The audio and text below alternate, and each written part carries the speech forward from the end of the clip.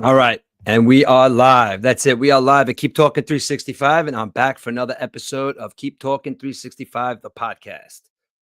Now, last time I did this was about 2 weeks ago, and I hit a couple of sports topics. I hit a couple of political topics. I don't know if you guys take any umbrage from what I'm saying, but, if anything, I'm out there. If you guys want to talk about a certain specific topic, you can contact me at Keep Talking 365 at Gmail. I also have a TikTok account at Let's Talk 1972. That's my TikTok account. And I also have a Facebook group, Keep Talking 369, the Facebook group. And, as this thing grows, hopefully grows bigger and bigger is what I'm trying to do here. Maybe, we get a big community going and we could just keep talking about stuff instead of fighting. You know what I'm trying to say? But tonight you're gonna I had been writing stuff down all week, and I always take notes, and I always say, I'm gonna come down here to my little podcast room, I guess you call it. My little slice of heaven down here where I hang all my memorabilia and stuff, and I get to hang out and just kind of think about stuff I want to do for this thing and how I could get it going. Because I think eventually one day I can be pretty damn good at this. But this week you're gonna get a little bit of sports. I mean, it's gonna be a little bit of Debbie Downer day because I got two stories that I want to talk about. I'm going to talk about. I watched a documentary the other night. I'm just strolling through Amazon Prime, and I'm just looking for something different. And I did a video a couple of weeks ago where I spoke about CTE a couple of weeks ago, and I came upon the Lew Carpenter story. So I'm going to go over that and how CTE affected their lives. I'm going to go over. I made a video about Veterans Day. I have some thoughts about that. I'm going to talk about my dad a little bit tonight. I don't know where that's going to go, but I just have some stuff I want to talk about and get off my chest a little bit. And I really get off my chest, but it's been about a year and a half since he's passed, and I just want to talk about a couple of things I've been thinking about. So it's going to be a little bit of sports and a little bit of you want to talk about some stuff. It's going to be a little bit of talk about CTE and veteran stuff. So first off, I want to get to a topic that no Jet fan really wants to talk about because the Jet season is pretty much, I guess, you could look at the Jet season right now we'll look at the next year. Now, if I'm a Jet fan, my whole life, I tell you the stories. It's always next year. It's always next year, next year, next year. So I kind of have to look at it from this point as, next year might bring us something good or it may not. But what we did do this year is we dismantled a Jet team that was just playing horribly. We're not coached well. We're not disciplined. Name your thing that, infects a bad football team. And that's what the Jets have. They have a coach that kind of looks lost at times, in Aaron Glenn. I loved Aaron Glenn as a player. He was, I don't know, he was fierce. He was a good cornerback. He played well. But you want to look at this Jets team now, and it's just they can't get out of their own way. It's like they have a coach that wants to come in there and coach the players. You got Sauce Gardner gone, Quentin Williams gone. These are two players right now that are going to help their prospective teams. You saw Quentin Williams the other night. He went to Dallas. He played great. A couple of sacks. He's happy. Dallas's offense is playing on all cylinders. So you know what? He might have a home there. Maybe, he's not going to win a Super Bowl with the Jets because the Jets are never going to win a Super Bowl until, what I said, until Joe Namath dies. But that's in a past video. But the fact that those two got out of here. Now, first, I didn't want Quentin Williams to go, but he's going to a different team and he's going to be happy. And it's a possibility he might make the playoffs. Dak Prescott's playing great. That whole team's playing great right now. They got a new coach who we didn't think that he was going to be a good coach. But you know what, though? The guy seems to be turning out all right. His dad was a good offensive mind, and he seems to be as well. Sauce Gardner went to the Indianapolis Colts. Now, Sauce Gardner, I didn't like from the get-go. He had a pretty good first season as a rookie. I got to be honest with you. But as the seasons and as the games dragged on, I saw him not really being the player that would really get himself into the mix. Good coverage guy, calls himself Sauce, second season. But I saw himself running away from tackles. I saw himself not really being present on the field, making dumb penalties. Everybody got on us and said that we are getting a generational cornerback. Sauce Gardner is not a generational cornerback. As a matter of fact, his first game last week with the Indianapolis Colts, he actually sent them into overtime by tripping in coverage. So that's how they got the 2-point conversion. Hence, the Indianapolis Colts went to overtime. But with Sauce Gardner gone, with Quentin Williams gone, the Jets have a plethora of picks right now. So the Jets in 2026, which is next year, and we're going to talk about next year because this weekend they're playing the Baltimore Ravens, and I got to be honest with you, the Baltimore Ravens are going to beat the living shit out of them. I see. Listen, we all know how it works. The Jets got fight. They're football players. You know, it is what it is. But you know what? This football team right here is playing for next season. And the coach is playing his players to see who is going to fit in his schemes. He's going to see what happens when he should fire the entire staff, offensive coordinator, defensive coordinator, special teams, everybody just go, let Aaron Glenn pull some people in. I know he pulled in the offensive coordinator, but I got to be honest with you, that guy came over there as an assistant and he looks lost at times. Not saying that the Jets have a good team to build around. I mean, their offensive line, okay. Their running game, Brees Hall's playing pretty well. You know, the other kid's been injured here and there, but I think the running game is where the Jets are lacking. They're lacking everywhere else. They're lacking at defense now because both of their top defensive players are gone. So that's going to be a problem. So draft coming in next year, what do we do? So in 2026, the Jets got their first round pick, which I can only hope is going to be a top 3 pick. Then they got Indianapolis's first round pick for the Sauce trade. Now, this could work out for the Jets, but if you know in the past, the Jets are not good at making draft picks. They draft players that are supposed to be good and they never pan out. Listen, Brees Hall, he's a good running back, but is he going to pan out to be what they thought he was going to be? Sauce Gardner, they drafted him same year. Is he going to be who we thought he was going to be? The one guy who I think is going to shine, but you got to get the right person to throw him the football is Garrett Wilson. I think Garrett Wilson is being quiet. He's being very mature about this whole process because I think he feels that maybe something down the line is going to happen. You got some good draft picks coming out next year. You know, being a Jet fan right now, and I know Jet fans are watching college football. Now, college football, to me, I lost a lot of luster. I went off on a tangent a couple of weeks ago about how Penn State, what I think about Penn State, and that kind of like lost my luster for college football. But I'm going to have to be forced as a Jet fan to start watching some of these football teams. Now, listen, we all know that there's 3 quarterbacks out there that people are going to be going for. Okay. Now, these are the quarterbacks the Jets that should be investing in, I guess, watching or seeing, you know, what they can do or seeing if they're tough. Okay.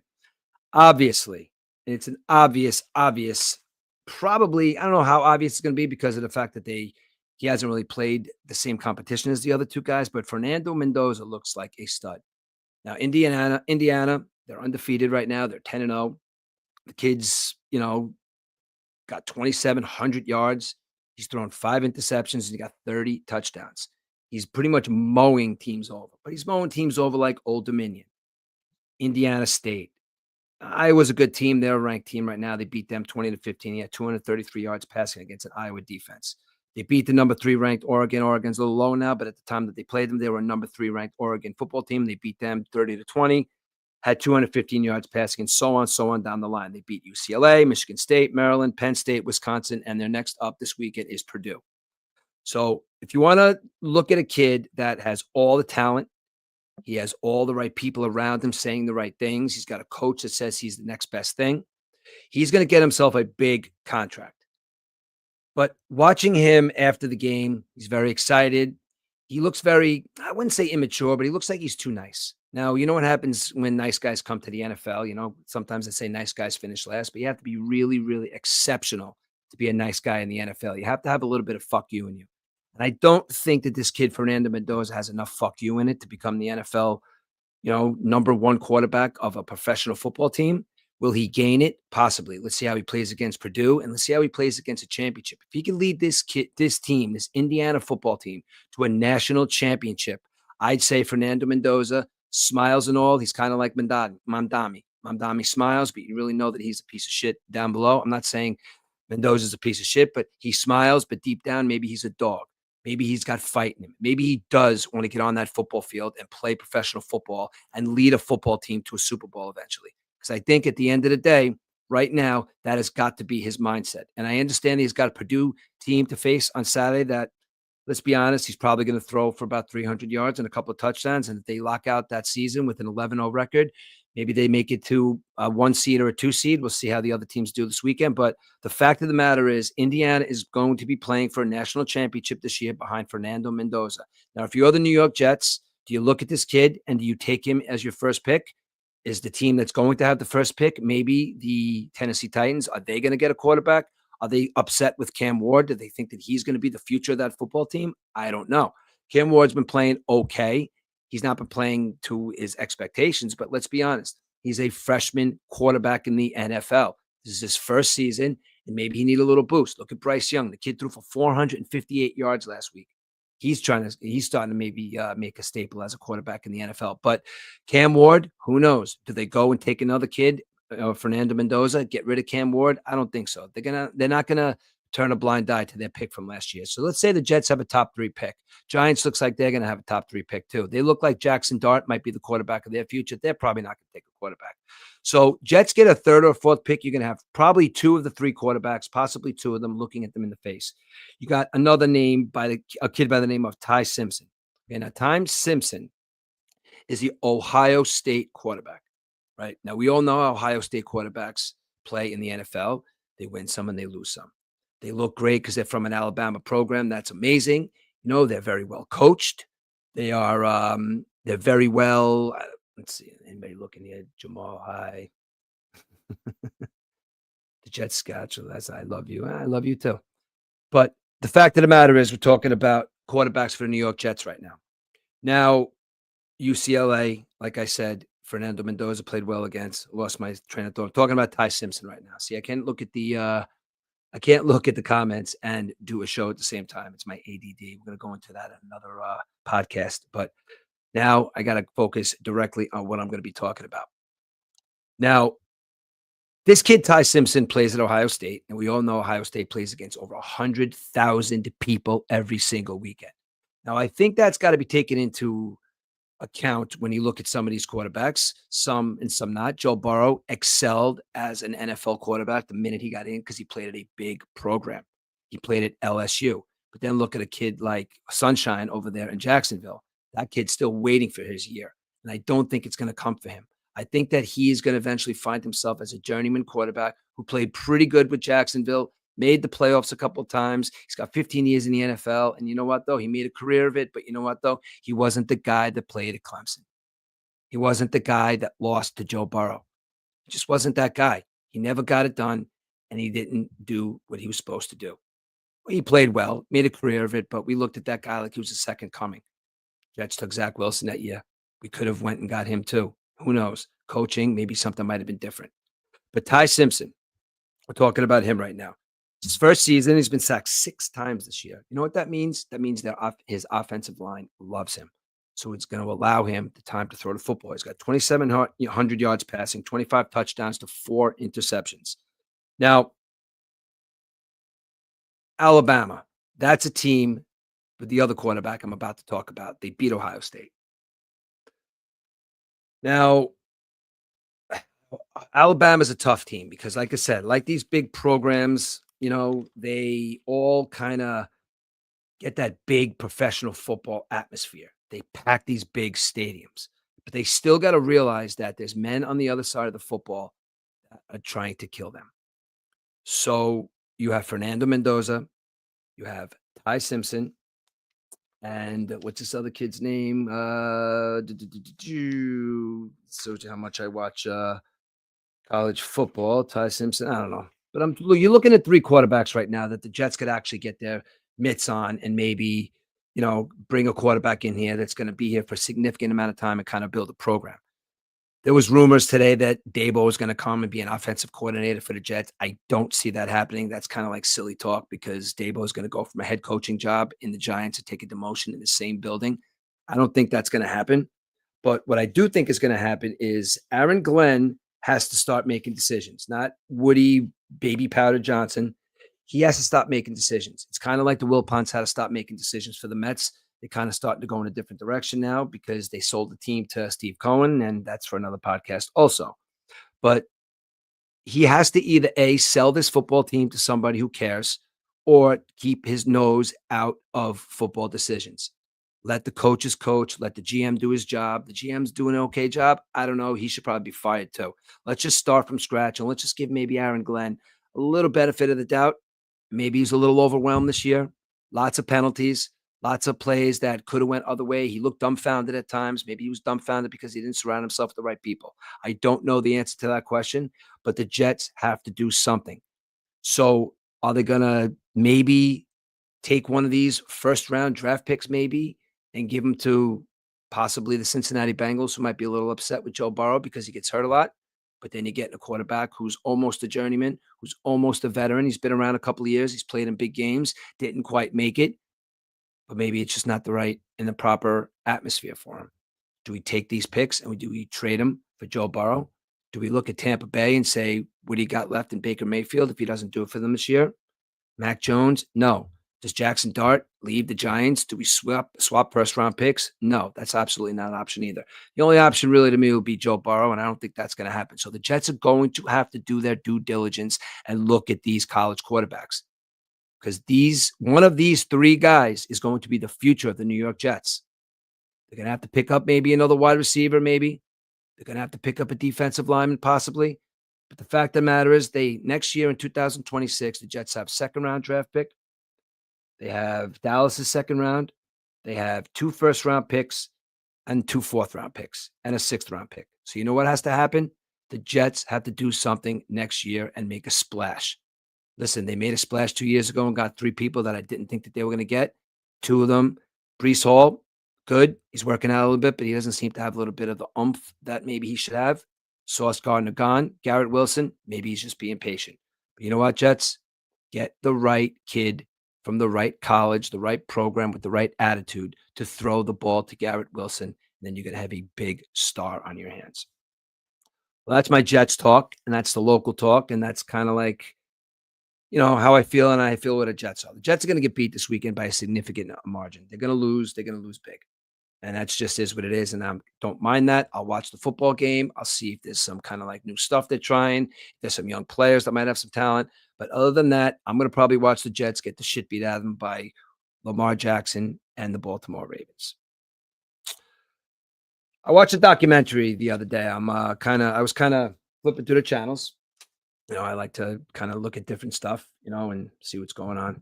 I just feel like I watch the same things over and over and over and over again. But I did a video where I talked about CTE a couple of weeks ago.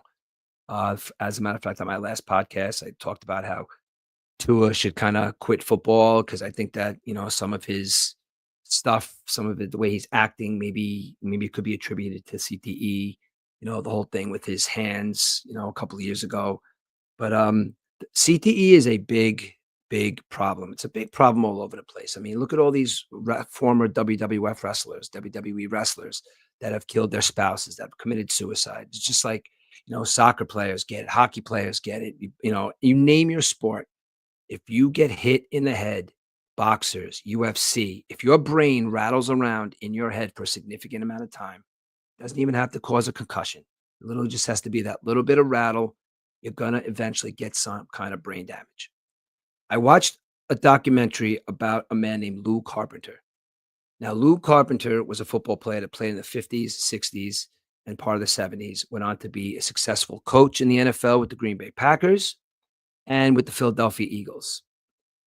His daughter, Rebecca, did a documentary called Requiem for a Running Back. Now, this is on Amazon Prime. If you want to look it up, it's a very, very telling documentary because the way we look at CTE right now is we're looking at these present day players. We're looking at the Junior Seaus. We're looking at the guy that shot up the NFL office the other day. We're looking at, Tua. We're looking at all these people that are being diagnosed with CTE. Junior Seau, like I said before, and the list goes on and on and on. I'll talk about a couple of these specific cases in a couple of minutes, but we rarely think about the players that played back in the 50s and the 60s and the 70s and, the leather helmet days, because CTE is.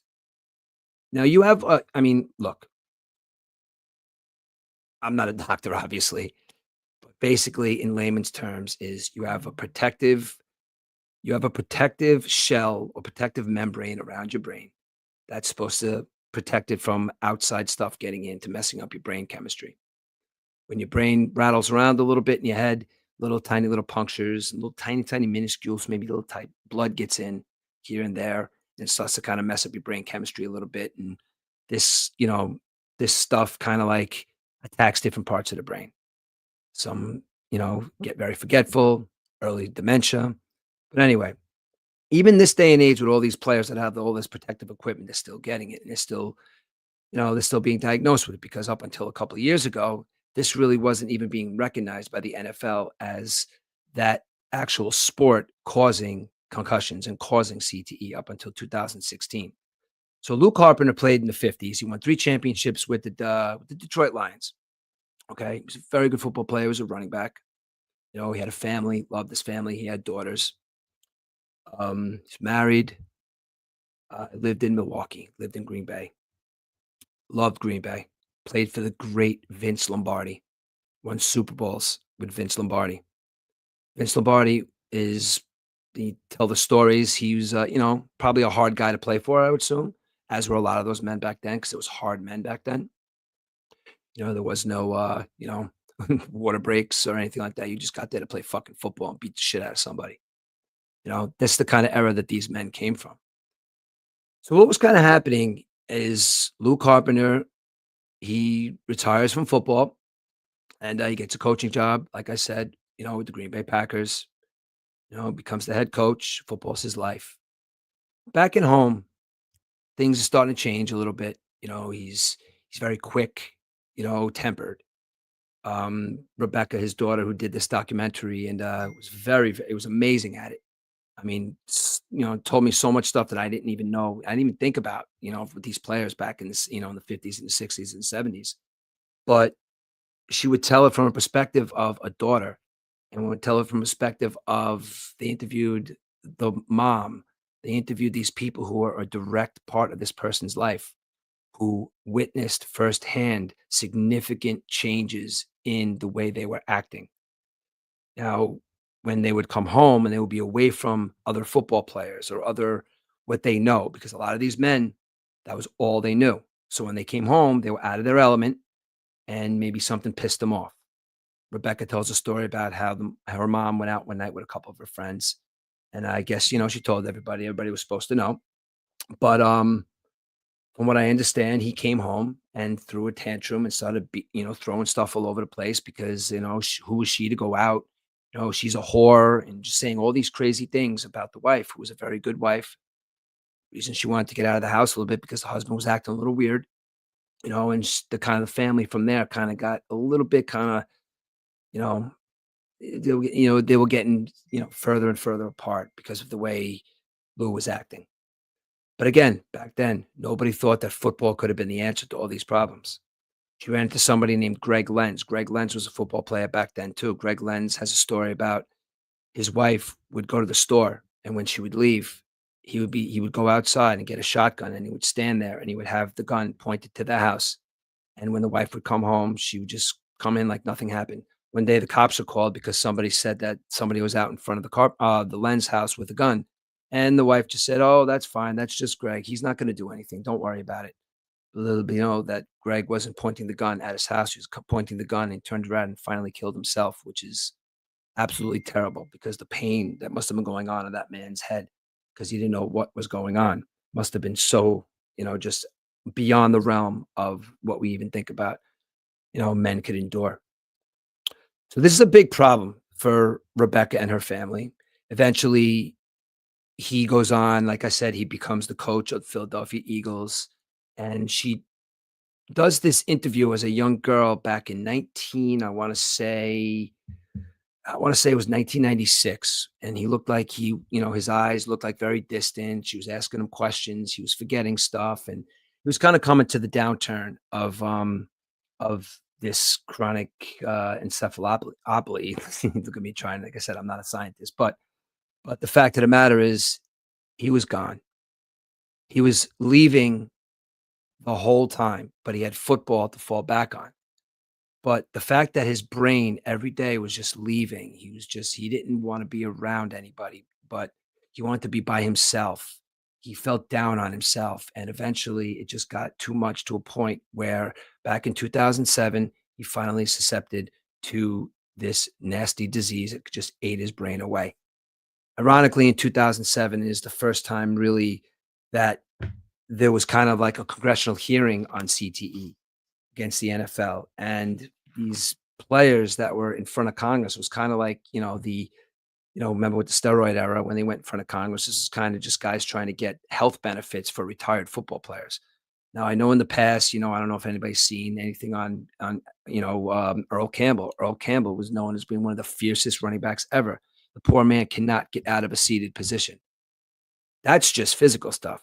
The mental stuff causes so much burden on other people around them because a lot of times these men don't even know what's happening to them. And a lot of times it gets to a point where they don't even know what's happening and they're hurting their family members and listen, one of the biggest stories of CTE, is Aaron Hernandez. And you see what happened with Aaron Hernandez. Aaron Hernandez was a psycho and he was getting hit in the head for years and years and years. And his brain, when he died, was riddled with CTE. So just imagine what some of these men back in the day were going through, not having the proper headgear, not having the proper, you know, whatever to protect their brains. So you think that depression was terrible among men back in the 50s, 60s, 70s, and it's bad today, but they really had no kind of help because they really didn't think it was a thing. And up until 2016 is when they finally said, you know what? The game of football is causing these men to have chronic, Jesus Christ, chronic traumatic encephalopathy. There, I got it. Listen, I made it sound like I was an idiot, but you know what though? This is a really bad thing because in front of Congress, Dave Duerson went up there. Dave Duerson later committed suicide. As a matter of fact, he wrote a note that said he shot himself in the chest because they wanted to keep his brain to be studied because he knew something was wrong. And this laundry list, Mike Webster, Vincent Jackson, a man named Philip Adams, after killing 6 people, turned a gun on himself and murdered himself, committed suicide after murdering 6 people. We all know the story about Junior Seau, one of the nicest guys ever to put on a football helmet. All of a sudden, the guy started acting like fucking batshit crazy, and then he committed suicide. This Frank Gifford. Listen, I know Frank Gifford died very old, but they looked at his brain, stage 4 CTE. Poor Mike Webster, John Mackey. Tony Dorsett said that his family at times was afraid of him, and he didn't know why. It's Tony Dorsett, one of the greatest running backs of all time. Mike Lenz, O.J. Simpson.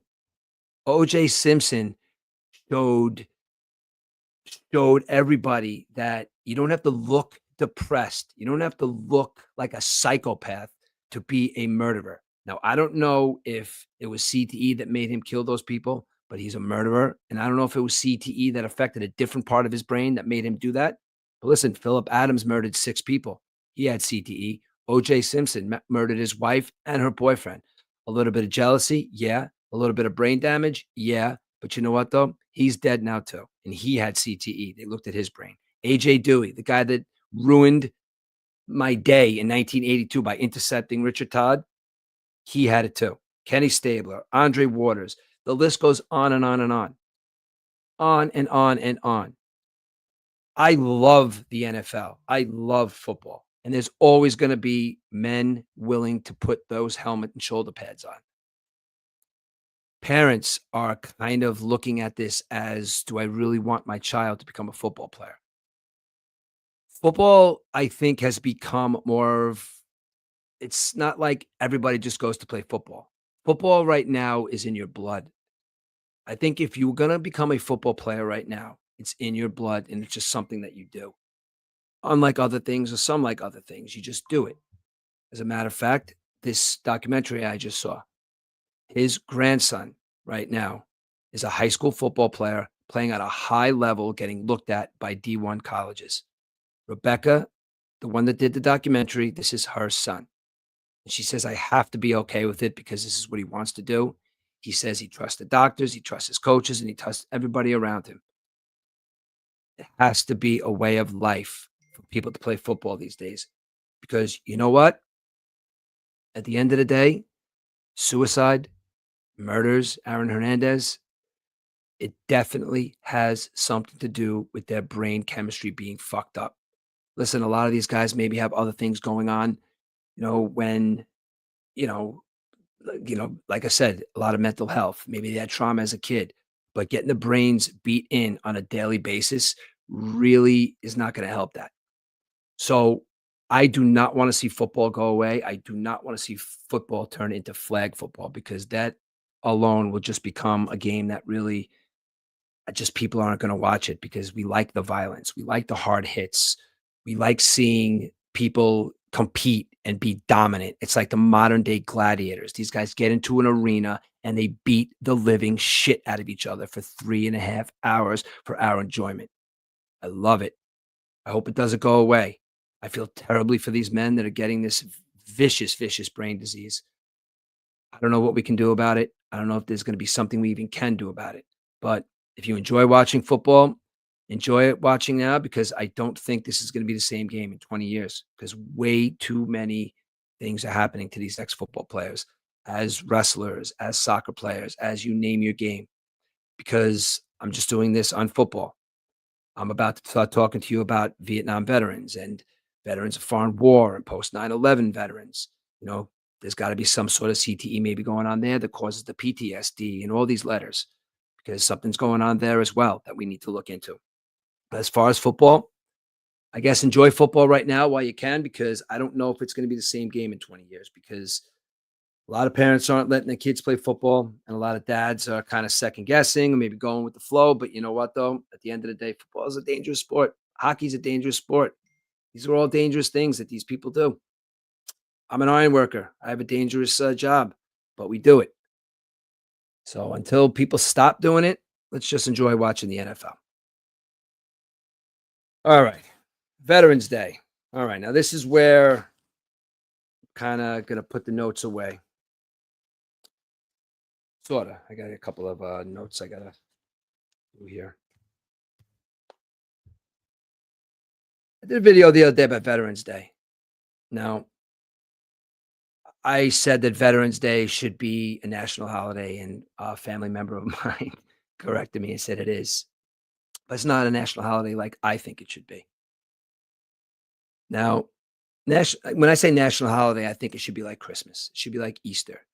It should be like Thanksgiving. It should be like maybe the 4th of July. You name your holiday when the stores are closed and you can't the only thing you could really do is maybe go to the park with your family or maybe spend some time with your friends or kind of kick back and just be like take a breath and chill. Those are the days I mean that are national holidays. Thanksgiving's coming up. What are we doing the morning of Thanksgiving? We're just preparing to be with our families. Everything's closed. We can't go anywhere. Christmas.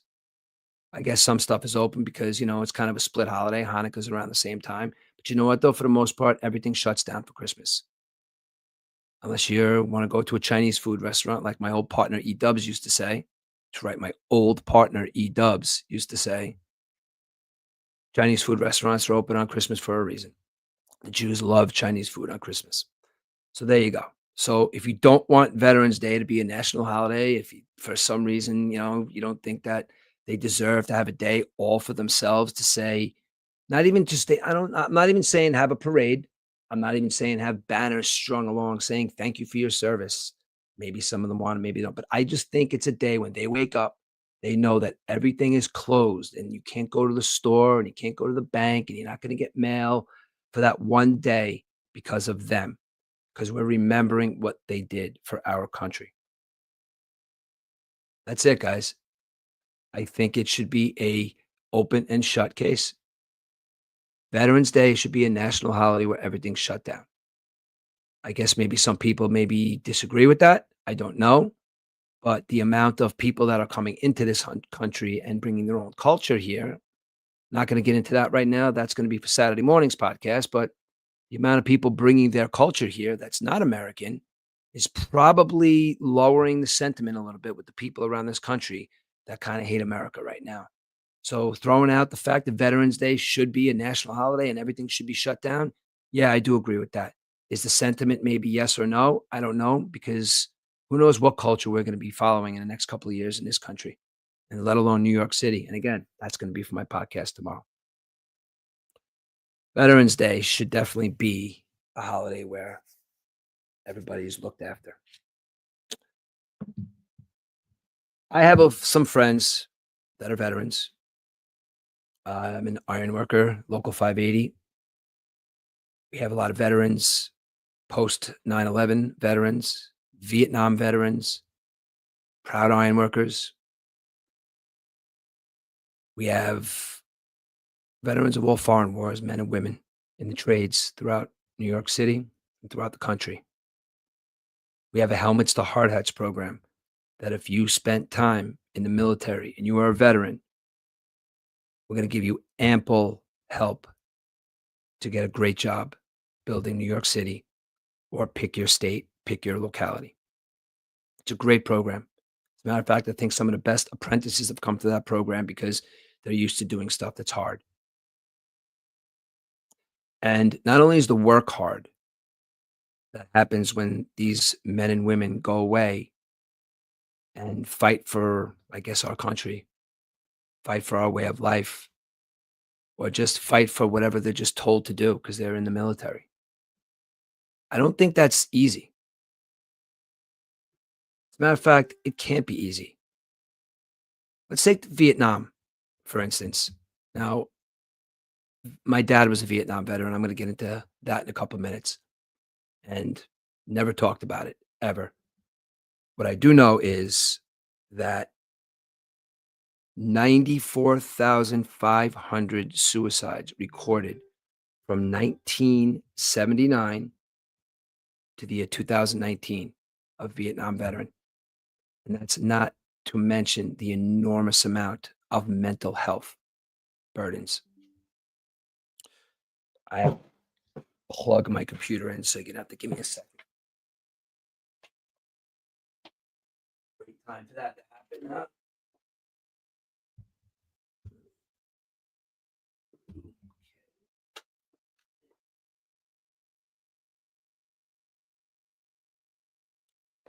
Sorry about that. That's what happens when you do stuff live. 94,500 recorded Vietnam veteran suicides, numerous homeless, numerous mental health. This is people's dads, moms, uncles, aunts, coworkers, friends. I have a specific friend of mine that embarrassingly I haven't spoke to in about a couple months, but I consider him a very good friend. And he is a veteran. I'm not going to mention his name or where he fought, but he used to tell me stories of the circle of friends that he keeps that are all veterans, same platoon, maybe just same era, that they would just talk and, bounce stories off each other and kind of keep each other sane. He would tell me a story about somebody who had committed suicide because they just couldn't take it. He would tell me stories about, you know, how they would just kind of like take their minds off it temporarily just so they could become parents, fathers, mothers. It's a really hard thing to separate because when you're in a place that you go to and you don't speak the language and they give you a gun and you're told to just go do what you got to do, be men and women. So then they go off and they fight in these wars.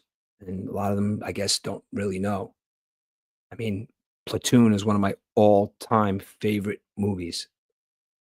The speech at the end of Platoon by Charlie Sheen is very, very, very gripping. If you want to go back and if I was a little more prepared, I would have pulled it up and showed it to you. But that speech that Charlie Sheen says at the end of Platoon kind of says it all. Nobody recognizes the fact that there's a large number of men and women in this country that need help. Large number. Some succumb to suicide.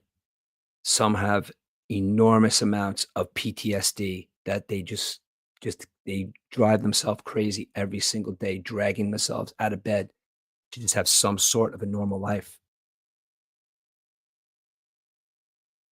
We spend so much time in this country vilifying stuff, like vilifying wars and vilifying everybody, just vilifying people in general, vilifying other countries. You know, we give an enormous amount of money to countries that don't give a shit about us. When I say stuff callous like I don't care what's going on there, it's not that I don't care. I think we should redirect our focus and realize that not only are there all these veterans that need help, there's people in this country that are homeless, that are crazy, that are sick, that have alcoholism, that are addicted to drugs. I mean, there's people in this country that need help, and there's billions and billions of dollars. So this isn't a one side or another side connection that I'm trying to bring here. I'm trying to bring a human connection into the fact that these veterans should be taken care of. They should not have to worry about a damn thing when they come back from a foreign land fighting a war that they really didn't know why they were fighting it. They would just know go kick ass. And they did. And some of them didn't come back. A lot of them didn't come back. A lot of them died. I mean, that's why when you see somebody that burns the American flag, now it's one of two people that are burning the American flag in this country here. You got your people that came here from another country burning our flag on our soil that are not even born here, telling us that we need to change. Then you have the people that live in this country that are burning the American flag because they say they want change. How about all of you look at the American flag and realize what it stands for? It stands for millions of men and women that fought wars for you. Not the other ones that come here and say that we're warmongers, that say that we're sticking our nose and this, that, and the other thing.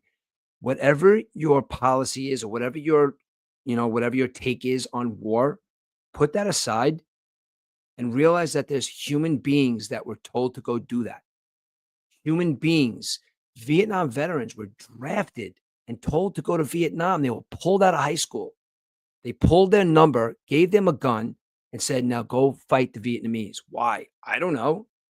We still don't know. Is it for pharmaceutical companies to get a head start on their opioids? I don't know. All I do know is that those men and women that fought those wars are brave and they fought for our country. And the symbol of the United States of America is the American flag. Whether you're a Black American, a white American, a gay American, a Spanish American, pick your gender, pick your whatever, pick your biological whatever. If you were born in this country or if you came here and did it the way you're supposed to, that is the symbol of your country. And is the only thing that, in my eyes, that separates or brings together everything. And the embarrassment of watching people that were born on this soil desecrate the American flag drives me absolutely insane. You could have your protests, which is fine. It's one of you have the right to. We all have the right to. But to burn the American flag is just outright a spit in the face to my dad, my grandfather, all my friends, all my family members, and everyone out there that has somebody that they know either died or is home fighting these wars. That is a direct spit in their face. Now,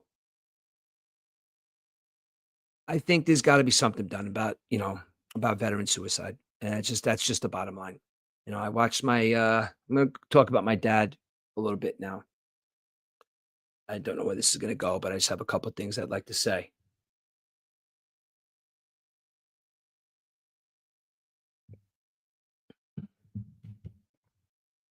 Like I said, he's a Vietnam veteran. And what they did in their respective wars and battles, nobody could ever minimize the amount of sacrifice that those men and women put themselves through, leaving their families, leaving their friends, being 18 and not even just barely being able to drink, not even being able to drink. Back then, you could at 18. Now, these kids going to war, they can't even drink.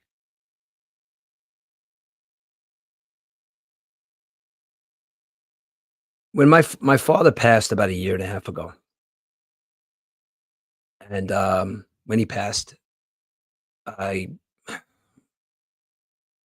I did a whole thing about how I kind of lost my marbles a couple years ago, and I'm gonna I'll go into that another time where you could actually I'm gonna connect the video from about 3 years ago where I kind of like laid it all out there where I was going through, and you know I had a moment of, I wouldn't even say clarity. I had a moment of why at the wrong time, and I'll admit that it was the wrong time to have my moment of why, because I hurt a lot of people's feelings, namely my father. But never can I look back and never can I have regret, because I don't. I loved my dad. My dad had his faults, like I have my faults. But I do want to talk about one fight that we had gotten into probably about 3 or 4 months prior to him passing. I was, staying with him. I think my mother had been at the hospital at the time, and I went over there to go stay with my dad for a couple of nights to make sure he was going to be okay. Now, this whole time, I could go into that a lot more, but this whole time is like, all right, it's a lot of alcoholism in my family, and these are just going to be the times that, like we really reassess and like let's start to get healthy. And maybe that attributed to a lot of the stuff that I was going through. But he was upstairs and, knocking back his Budweisers, which is, just couldn't understand why I just couldn't stop, which is, I guess I understand and I don't understand, because I did have this vision of alcoholism not being a disease and being able to, you could stop anytime you want. Throughout this whole thing, like, alcoholism is a ravenous disease, and it destroys family and it destroys people. This is just, this is just something that it is what it is. And I was staunch about it being something that you could just stop, and it's not. So this specific night, you know, I guess he was kind of being a little sarcastic, because, we had a good night the night before. He wanted to see a movie. We watched a movie. It was a good night. Hammered, put him to bed. Fine. Next day, woke up, started drinking a couple beers. I'm like, all right, whatever. I left, came back. So I'm downstairs, and I hear him stumbling around upstairs. So I hear him bump into something. So I come upstairs. He's a little, he's had a couple beers. So he's stumbling, he's sick, because I remind you, this is about 3 months before he passed. So he's sick. My mother is too. She's in the hospital. And the reason I'm staying there is because I'm staying with him, make sure he's okay. So I don't know what sparked the argument, or I don't know, kind of like maybe he just, you know, one thing that he probably could have done a better job at, he probably could have done a better job communicating how he felt. And that was probably very hard for him. And I think I have a hard time to this day communicating certain things that I'm feeling, maybe because of that. But bottom line is, maybe the conversation that we had that night could have been communicated a little bit differently. But I chose to get mad. And I would tell him, it's like, you know what? I said, you have no idea. You tell us about all this stuff. It's like, you have no idea what me and my three sisters kind of went through living with you for all these years. Or when we did live, sometimes not knowing if you were going to make it home, seeing you, fight with our mother, or seeing our mother fight with you, or kind of just seeing a lot of stuff that maybe could have been avoided if alcohol wasn't involved. I just could not for the life of me think why he wouldn't stop. And I'm always reminded of the fact that my father grew up at a time where there really wasn't much love in his house. As he got older, I'd say probably, yeah, but there was a lot of kids and really not that much money. Living in the Bronx, Brook Avenue, went to go live with his grandmother. Really didn't have any kind of stability at a young age. Went to Vietnam at 18. 18 years old, he went to Vietnam. After he got out, Vietnam, that had to be terribly, terribly hard for him. Became an iron worker for about 6 months. Iron worker got kind of slow. My grandfather says, I'm going to keep Michael. He's going to work with, me and your uncles. You go take the New York City police officer test to become a cop. My father takes a New York City police officer test. Boom, comes a New York City police officer. Comes a New York City police officer at a time when the city is just fucking crazy. Worked in Bed-Stuy, Brooklyn in the early '80s, and if anybody knows the stories, it was crazy. A lot of corruption, a lot of craziness. Now, I always tell a funny story that I know my dad wasn't a corrupt cop because at that time, there was a lot of corrupt cops in his area, but we didn't have shit growing up. So, I know my dad wasn't stealing any money, and I know my dad was on the straight and narrow, and he was a good cop, and he was a good soldier. I had said to him, I said, "You have no idea what it's like to grow up with somebody like you. You know, you went to war, and we always hear about how, poor you, not minimizing the fact that what he did. I think what I was doing, and I'm realizing now, a year and a half after the fact, and this is kind of like my only, like, I guess maybe regret. Maybe he just couldn't. Maybe stuff was so bad for him. Maybe he did stuff and did things and witnessed stuff that I would never in a million years couldn't even imagine some of the stuff that he might have seen in his life. And I minimized that. I minimized the fact that he could take that experience for about 40 years of his life and just put it on the shelf. Just say, all right, we'll attack that another time. I'm just going to be a good dad and I'm just going to be, I'm everything. I'm not going to be an alcoholic. I'm not going to drink. I'm not going to have depression. I'm not going to have loss. I'm not going to have torture. I'm not going to have any of this. I'm just going to be a dad. Very easy for me to say that that's my top priority. I'm a dad. I love my boys immensely. I didn't have Vietnam. I didn't have the New York City Police Department in Brooklyn in the '80s, in the '90s. I didn't have the loss that he had. I didn't have the nightmares that he had. I didn't have the regrets that he had. I could only watch a man slowly deteriorate through his life because the only outlet that he had was to drink. And was the drinking to stop the nightmares? Was the drinking to stop the thoughts of, dare I say, suicide? I don't know. But I go back to that night and I think about the fact that I wish I could tell him I wasn't minimizing his sacrifice that he did. I wasn't minimizing that. I was minimizing his ability to take all of that pain and put it away while he raised children. That's the one thing that I regret. Everything else, we had a great conversation. We talked about a lot of stuff. You know, we had our relationship was what it was, you know? And I think a lot of my feelings towards him was a lot of why this, why that, and why can I look at my children and they're the greatest thing I've ever seen or ever done. And, I would die for them. And he would have died for me too. He would have died for my sisters. He would have died for my mother.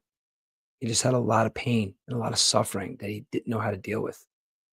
He had brothers and sisters who missed him terribly. His parents, luckily, died before he did. They were in their 90s. My dad died in his 70s. Now, physical pain that he probably woke up with every day with the hangovers and stuff like that probably couldn't compare to what mentally he was going through. Now, I would tell him, smoke some weed, or I would tell him, do this, do that. But he's old school. He would never have done that. Maybe if there's psychedelic therapy, which seems to be helping some of these veterans today, like ibogaine and ketamine treatment, seems to be helping a lot of these veterans. And if anybody does get a chance to listen to this podcast and they are a veteran and they are doing ketamine or ibogaine therapy, I would love to talk to you. I have so many questions. You could contact me at keeptalking365 at Gmail. Any veterans out there listening, I would love to talk to you.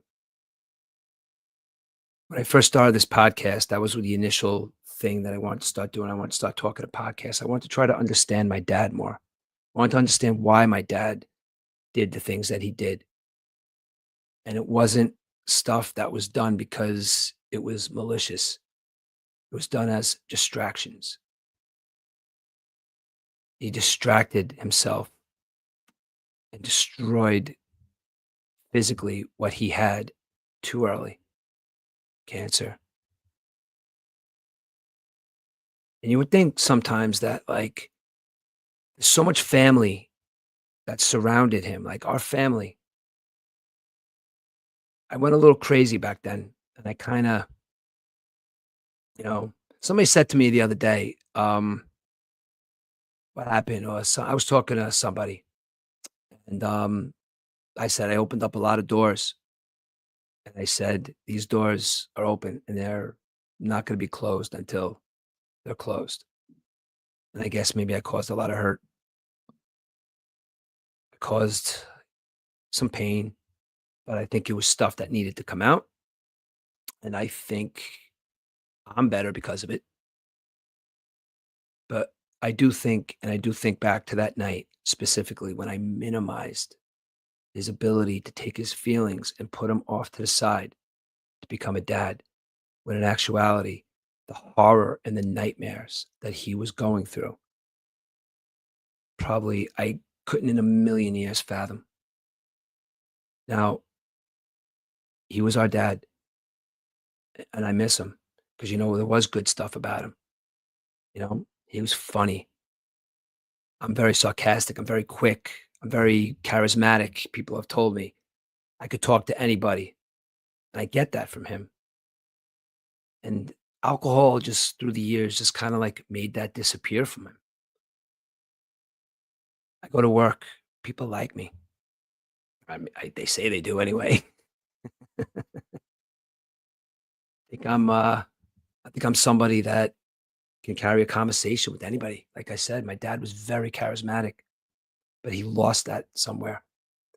And I think that was the thing that bothered me the most because a lot of my good qualities I saw in him, but he just could not get to a point where the demons were enough to be. He was a good dad. I'm not saying he wasn't a good dad. He was a great dad. Just to be more present. And I no longer am angry with him for that. It took me a little while.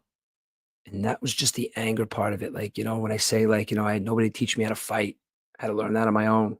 I tell a story about I said to my parents one day, is like, I'm not even mad at you guys anymore. I'm just disappointed. And the both of them turned and looked at me and says, "Don't you think that we're a little disappointed?" That was a turning point in our relationship, I think, a little bit, because the fact that I looked at both of my parents and said, "The fact that you guys are disappointed in me when I really had nobody giving me direction, I made mistakes on my own." I think I'm pretty proud about that. So to use that word disappointment, I look at that day as kind of like a turning point in our relationship. And my dad died about it 6 or 7 months after that conversation. And we tried to talk and, you know, we would kind of talk through my mom. I told him that, in a heat of a argument that, I used to listen to the way he used to talk to my mom. But, let's be honest, my mom was kind of like, she was right there with him too. Everything was okay the next day, but that was just, Irish Catholic family growing up in Queens. I think the stuff that me and my sisters kind of went through, you know, listen, man, like, people have it bad, man. There was no physical abuse, none, no physical, you know, just I don't like the mental thing. Kinda like, the games, kinda like the what kind of mood are they gonna be in? What kind of mood is he gonna be in? "Don't tell dad." It's just kinda that kinda stuff, and that grew into something. My grandmother, when I was 5 years old, knitted me something, and it said, "My dad is my best pal." At one point in my life, and in our lives, we were best pals, and I don't know what happened to that, or maybe it just took a little hiatus, but eventually something happened where it was became anger, then it became relief, and then it became sadness, and now it's just back to kind of relief a little bit because I know the conversation that we had, and I know what happened, and this is gonna sound kinda morbid, I guess, but people know what I'm gonna say about, we knew my father was gonna pass, we knew it. It was kinda like a joke, it was, like, kinda 3 times in, like, 2 weeks. "Oh, come on over, tonight's the night," and wasn't the night. Another time, my sister called me, "Oh, mommy wants to come over, dad's not doing too good. He'd get better." And then there was that night that I got the phone call from my sister Megan, and I knew that that was gonna be the night. It was just a different air, a different tone, "Just come here quick," and I did. Um, I don't know if anybody knows what it's like to watch their parent pass. Uh, we all dealt with it in our own way. I feel that us being there with my mom watching it happen was better than him just like, waking up on a random Tuesday and my mom, "Oh my god," knowing that it was gonna happen. It was kinda like, I guess, maybe a little added bonus maybe because I guess we could talk to him and because he could definitely hear. He was cognizant. He couldn't talk. He had a breathing tube in his nose, and he was probably about, maybe 65 pounds, 70 pounds, just laying in his bed, you know, in and out, dozing off, giving him his morphine. My sister's discussing when and where and how much they should give him, you know, keep him out of pain. That's what it was. So it's getting late night, through the night, want to talk to, my sisters would be on his chest and talking to him and my mom and came to a point where he pushed them all away. And I knew it. I was watching him, and it's a room full of women and me. And me being the man in the room, knowing what he's thinking. Rich, will you please please get them away. I can't bear to look at their eyes anymore knowing I'm gonna pass. Can you please come here and let me hug you for the last time? Because you know what I'm feeling right now. And I did. I hugged him for the last time. And listen, they swear, my sister Megan swears that he said, "My pal." And he gave me kinda like I put his hand up and he kinda like, I hugged him. I told him I loved him. I told him that it was okay. Um, I think that maybe at the end of the day was pretty much all he really wanted to hear was that it was okay. Then we kinda sat down at 3 o'clock in the morning. My sister nudged me and said, "He's gone."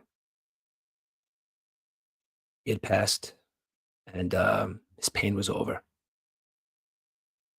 I really talked about this out loud, and, like I said, I do this podcast because it's very therapeutic for me, and, I don't mind, you know, people getting into my life and, maybe I could help somebody, you know. I haven't gone to see him. He's all the way out in Long Island. Um, I feel that, we know where each other lie, and, that's my story. I mean, we could talk about stuff, that happened in those 3 years of my kinda, like, my, I guess, nervous breakdown, if you would say, but I'm good now. I'm better now, but it took a lot, but I'm back. Been about a year, and I'm feeling a lot better. A year and a half of a little bit of a mental decline, but I was able to catch myself, and I had a very, very, very amazing support cast and my wife and my 2 kids.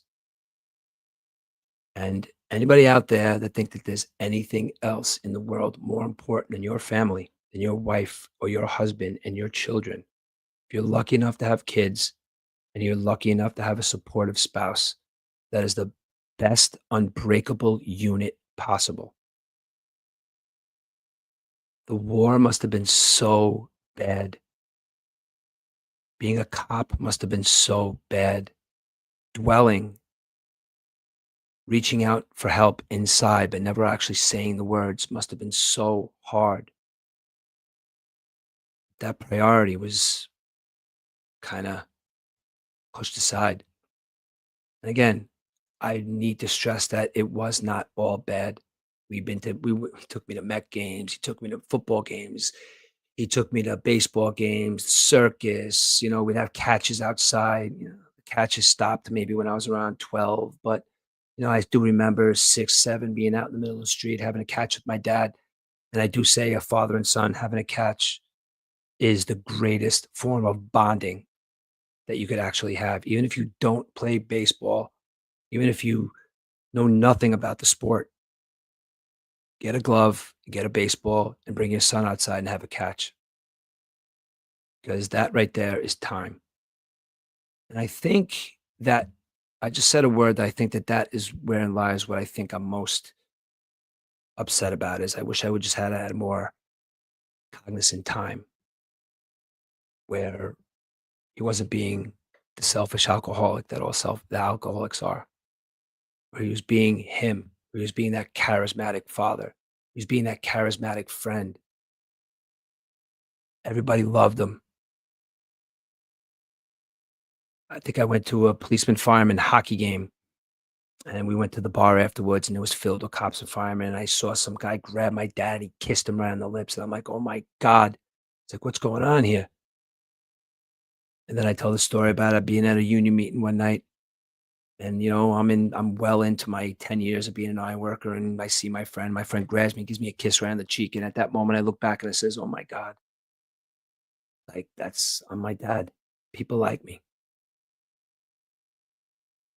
So the good qualities, if you think I'm a funny guy, if you think I'm charismatic, if you think I can hold a conversation, if you think what you think about me, the good qualities, they were there at one point, and I observed them, and I'm taking them with me. So, Dad, told you I was going to talk about you tonight, and I think I've been putting this podcast off for a little while because I didn't want to know the proper sending for you. Even when you were mad at me, you watched this podcast on Facebook. Even if I had 0 viewers, which I don't have many viewers now, but trying. You were watching and you were listening. Even when you were mad at me, even when I was mad at you and we weren't talking, my mother told me it was your way of just hearing my voice. So, Dad, this is for you. I love you, and we're gonna make Veterans Day a national holiday so you can look down and be proud. So we're gonna try and make it a national holiday. All right, guys. I've talked to you guys about an hour. It's like this is Keep Talking 365. I'm going to do another podcast on Saturday morning where we're going to get into some more of my political opinions. We're going to talk about Mom Donnie and what's going on in New York City. We're going to talk about Kathy Hochul standing underneath a sign that says "Tax the Rich." You're worth $25 million between you and your husband. We're going to talk about a new gambling site, but it's not a gambling site. It's a future projection, whatever site. Kashi. What's going on? Can this be influenced? I have my thoughts on Kashi as well. Load management in the NBA. I'm going to get on that a little bit because I was really vehemently against it. I thought a lot of these players were being pussies. It seems like it's the owners. We're going to talk about that Saturday morning as well. So join Keep Talking 365 at YouTube. Please pass this word on. Hit that subscribe button. I'm trying to build here. I'm getting enough, I'm trying to get more and more time. I'm going to retire soon, year and a half, and I'll be able to do this every single day. I just got to get stuff to talk about. There's no reason why, and there's no topic not worth talking about. So keep talking 365 at YouTube. Hit that subscribe button. Thanks a lot, guys.